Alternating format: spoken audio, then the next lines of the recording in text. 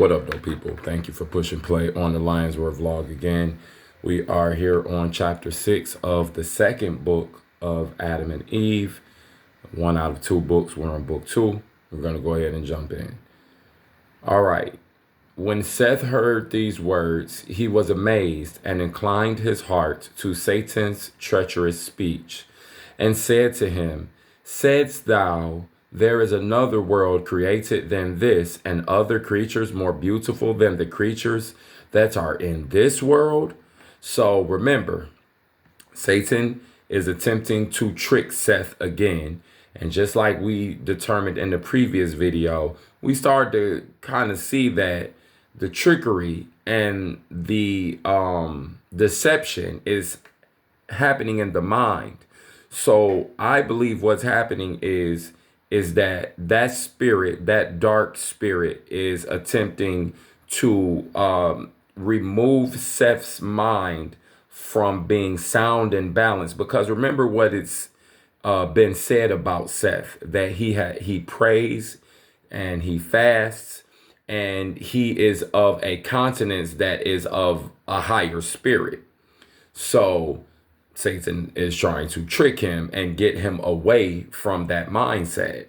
Okay, like I said, sometimes we have to look at this and think like, well, we see these extravagant pictures being painted and we hear about all these different forms that the enemy has showed up in. But we have to understand that I believe that's representing the unseen, the spiritual, what we can't see, the energy and the activity that is beyond our physical sense of understanding and picking it up. But if we are spiritually in tune, then we should be able to understand and see that our battlefield is, while there's definite physical manifestations of the decisions that we make, whether they are positive or negative decisions, our battlefield is definitely unseen in the fact that you're fighting in your mind before you ever have to deal with anything physical, if that makes sense. So here, these tricks and this dialogue that's here, it sounds so rich and so elaborate, and it sounds like it's really happening between two beings, and they are beings, but I believe one, while physical, the other is being represented as the spiritual. Meaning what? Meaning that your combat is going to be mental, okay, or emotional in the heart.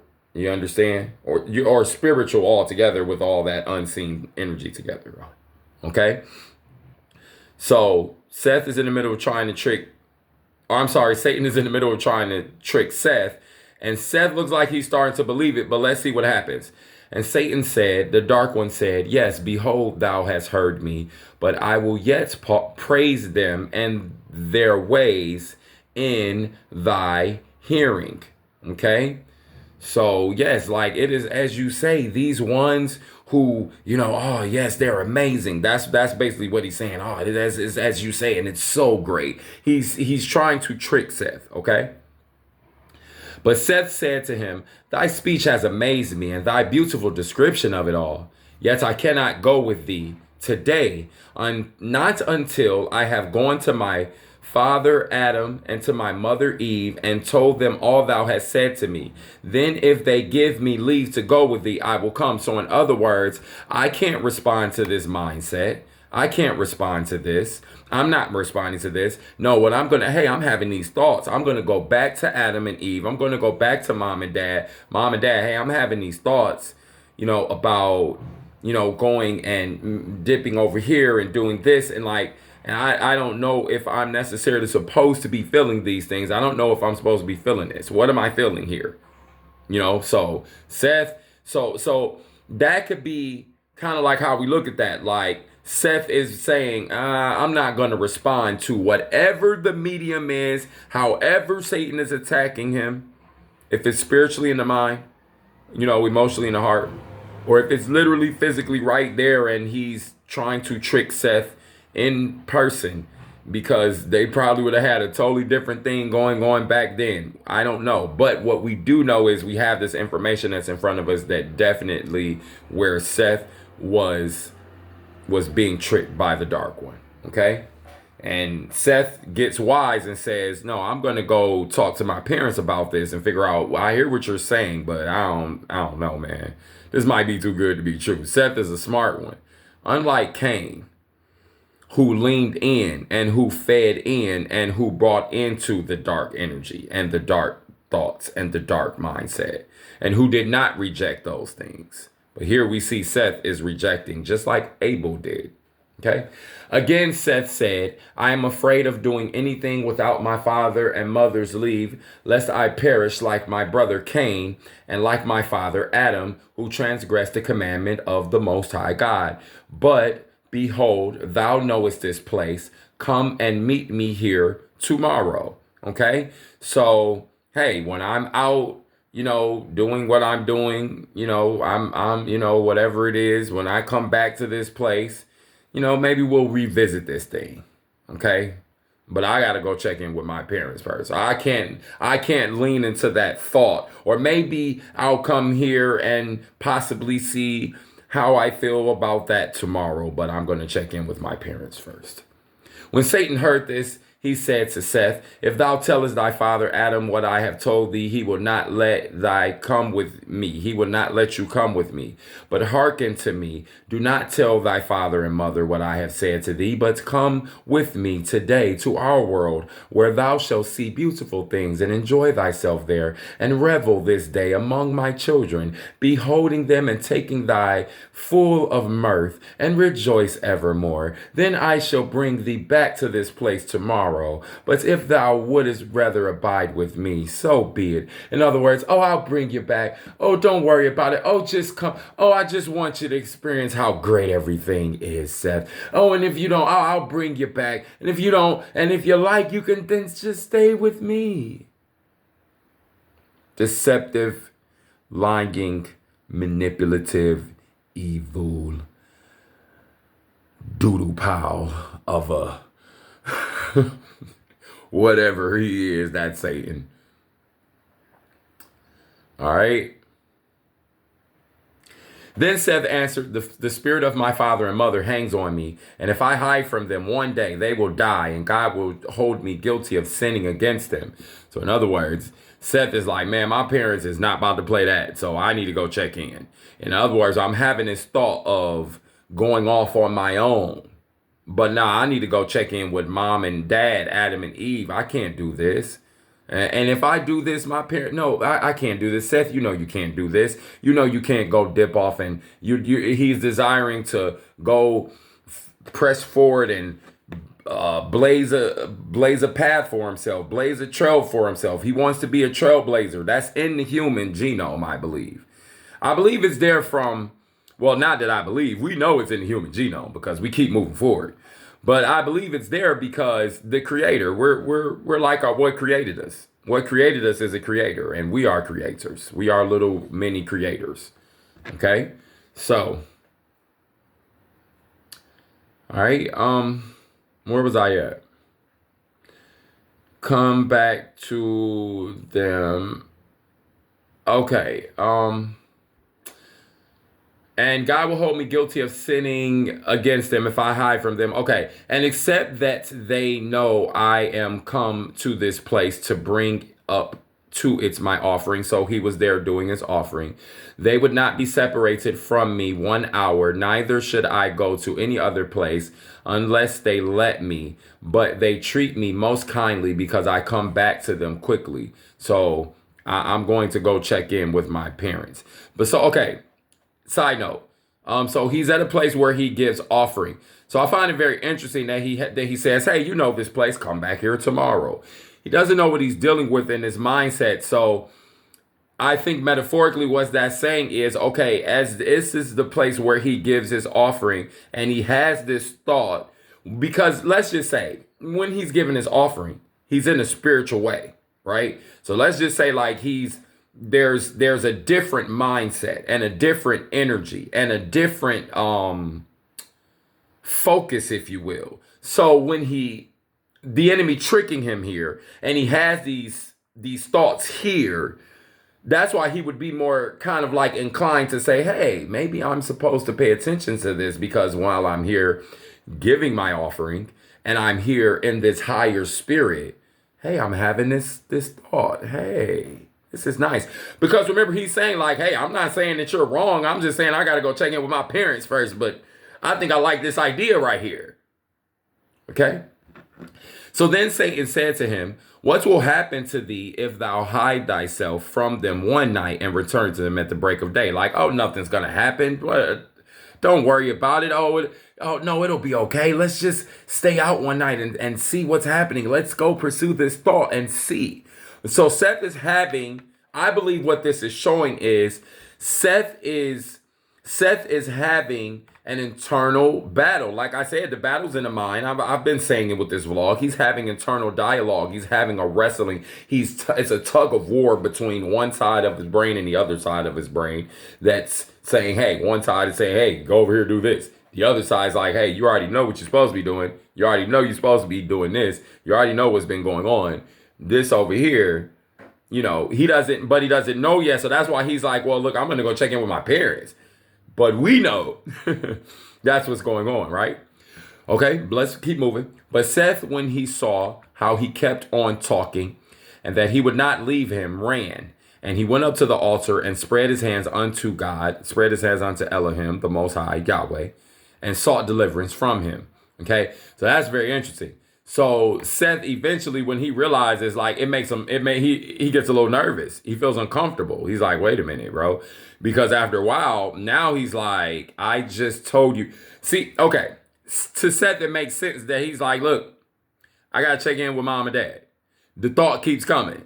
Now Seth's like, look, man, nah, bro. I'm going back up to the altar. I'm going back up to this place because I need to get my mind right, because this is where these thoughts even first came, and now they keep coming, and I don't know now. This don't feel right now. Now I feel a little weird about this now. So I'm going to go back to the place where I gain my balance, because remember, Seth is one who fasts and prays. Seth is one like Abel who decided to be move in the higher spiritual energy, to be like his creator, to be like the spirit of the higher ones, right?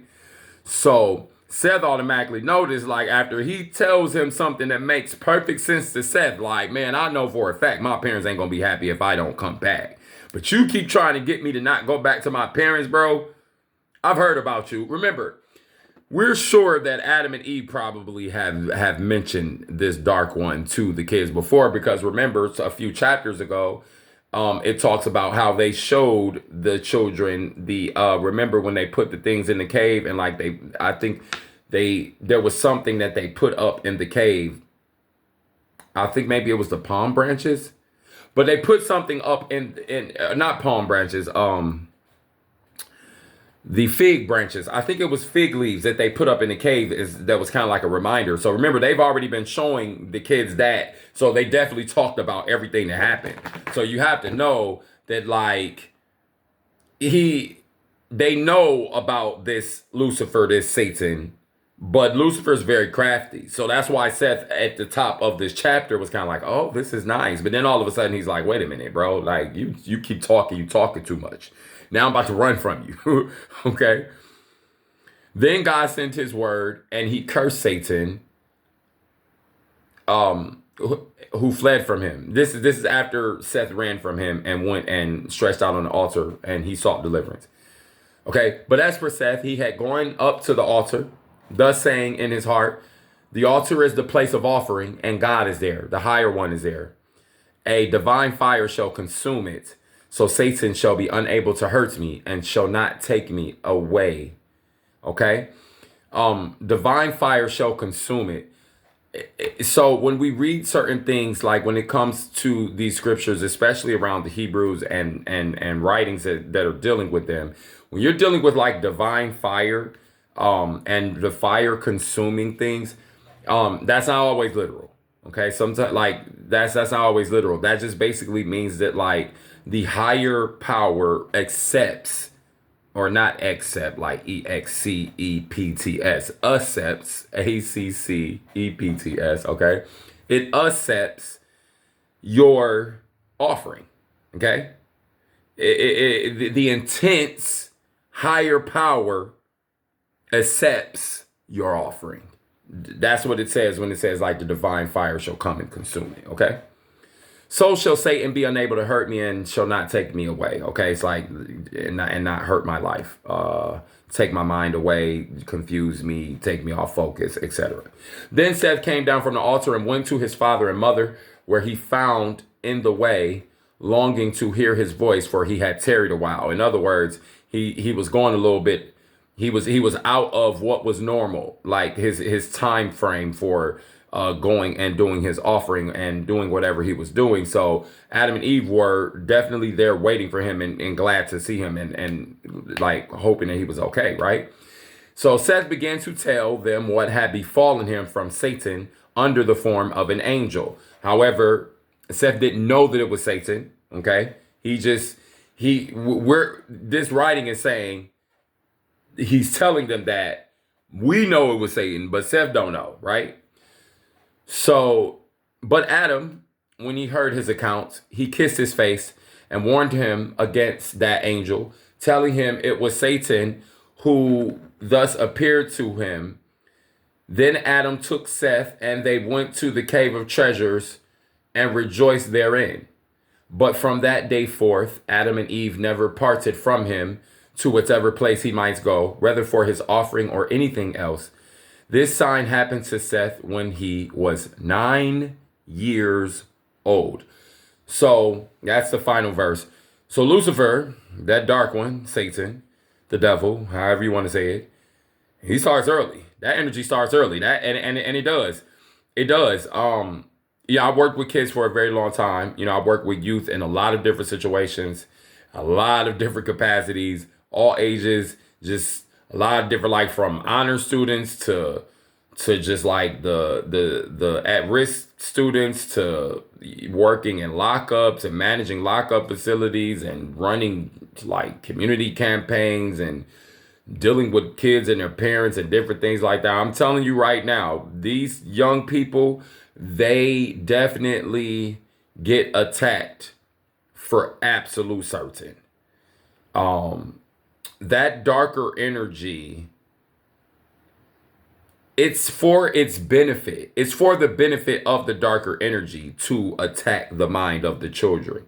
Why? Because the child is going to become an adult, and if that energy can get the child off while it's immature and before it evolves into a higher consciousness, to understand that it's better to try to make perfect, like to make the best decisions at all times. You're not going to be perfect, but it's good to make the best decisions at all times.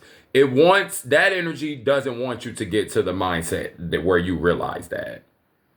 It doesn't want you to get to the mindset of understanding that there has to be some sort of a recompense, a balance for your sin, for the dark things that you do. You have to pay for it. You have to figure out how to pay for it. That's why the sacrifice of Yahshua is what it is, because before Yahshua, they were having to sacrifice, these animals and things was payment for them. That was like big. It meant something. It really meant something. It meant everything. It meant a lot. It was money. It was like their payment system. It was their food. It was their resources for tools and clothes and all this different just things that they needed, right? So to sacrifice the top cow, the top dove, the top animal, and to make that sacrifice and to offer it for the whole, because everything, all of it is still getting used, except for the parts that has to be destroyed because they're unclean.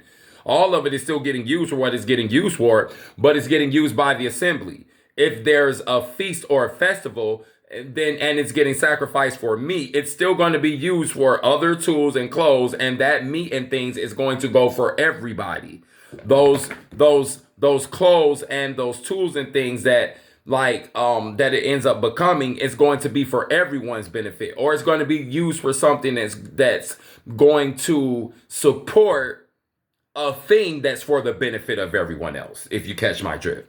So to make that sacrifice is important. That means something. So you better know that the energy that runs all of life, that had the spirit, that the creator, God, the divine essence that runs all of life, that makes sure that this earth is intact, that all these things, the water, the animals, the plants, the humans, all this stuff, the fire, the air, the breathing, the chemicals, the just all this stuff, the other planets, the sun, the moon, all this stuff, you think it can't figure out that like, oh, this is something that matters to them. So the fact that they're giving this up for our energy to respond to it, okay, you know what? We can do something with this. We'll take that. We'll take that sacrifice. Or you know what? Hey, this allows us to know that this human is trying to figure it out, and they're apologizing. They're making balance for what they've done wrong. So the sacrifice of Yahshua ends up happening, and it ends up being that, okay, well, after Yahshua, if you believe on Yahshua's sacrifice, you don't have to sacrifice the goat or the dove or the whatever else that whatever tier they had for its sacrifice, to show that, hey, this is to show my remorse for what I've done, and to also help me remember that, hey, because you had to make a sacrifice every day or all the time anyway, just for life, just for like, that was the tithe. But then if you like sinned or did something extra, you had to give extra for that. You had to atone for that, or you had to pay for that. And that was how you paid, with the sacrifice. Hey, this has to come to the assembly now. And you got to float another one up, because remember last week, you stole from your neighbor. And if you don't, first of all, you need to pay back. You need to give back interest. And if you don't pay back and give back interest, the sacrifice ain't even gonna mean nothing.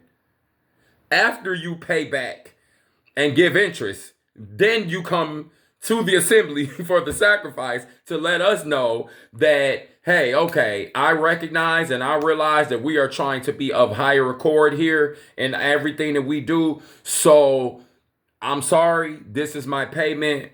It's not gonna happen again. It shouldn't be happening again. And this is and when I walk away from having to give that extra offering, I'm thinking twice, like, man, I just had to give my tithe, and now I got to give that as a payment, as a recompense for what I did wrong, so they could see that I'm still trying to follow the way. Man, I'm not doing that junk again. It's also used as a deterrent to keep you away from doing the dumb junk again. That's another reason why the sacrifice. But see, after the sacrifice of Yahshua, I think that's why a lot of what happened with the people happened with them, because, well, now it's like easy. Like you don't have to go through making the sacrifice and seeing that thing bleed and giving it up and having to deal with all that, and seeing that you have to, now you have to take account for it against, what you have and all this different stuff, and you ain't got to go through that. So now it's just like, oh, well, Jesus did it, whatever.